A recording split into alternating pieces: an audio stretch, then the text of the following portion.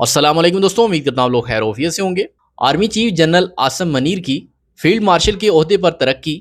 Field marshal का ओहदा क्या होता है और ये किस वजह से दिया जाता है, इसी के ऊपर दिलचस्प मालूमात आपके सामने रखूंगा। आपने बने रहना है मेरे साथ वीडियो के एंड तक।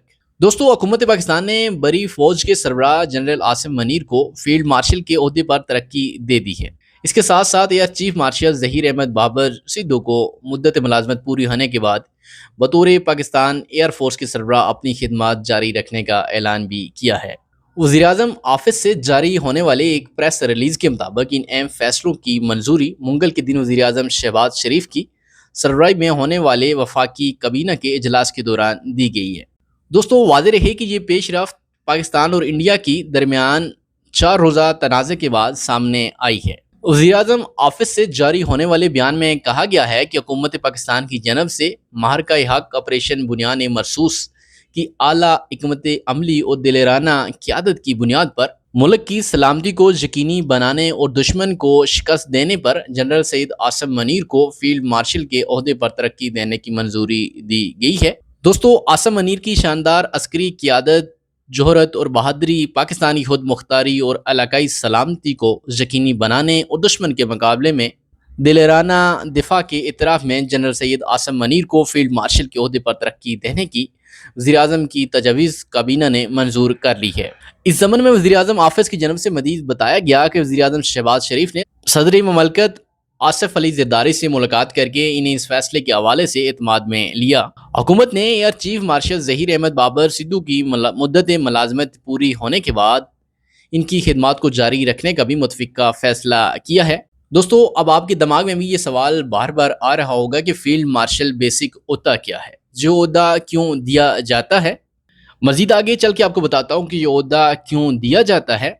इसी के ऊपर आसिम मनीर का कहना है कि ये एजाज़ कौम की अमानत है। फील्ड मार्शल आसिम मनीर ने कहा कि वज़ीर-ए-आज़म ऑफिस से जारी होने वाले बयान के बाद पाकिस्तानी फ़ौज के शुबा ताल्लुकात आमा की जनब से जारी करदा प्रेस रिलीज़ में जनरल आसिम मनीर की जनब से कहा गया कि ये एजाज़ पूरी काम अफ़वाज पाकिस्तान, खासकर सिविल और मिलिट्री शोहदा और गाजियों के नाम वक़फ़ करता हूँ।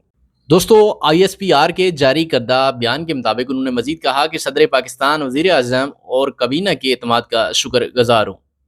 ये एजाज़ कौम की अमानत है जिसको निभाने के लिए लाखों आसिम मनीर भी कुर्बान हैं। क्या बात है, क्या कमाल बात कही है उन्होंने, क्या जज्बा है। ये इनफरादी नहीं बल्कि अफ़वाज पाकिस्तान और पूरी काम के लिए एजाज़ की बात है। दोस्तों, अब चलते हैं असल सवाल की तरफ कि ये ओहदा क्या होता है और इस हुकूमती फ़ैसले के क्या असरात मुरतब हो सकते हैं।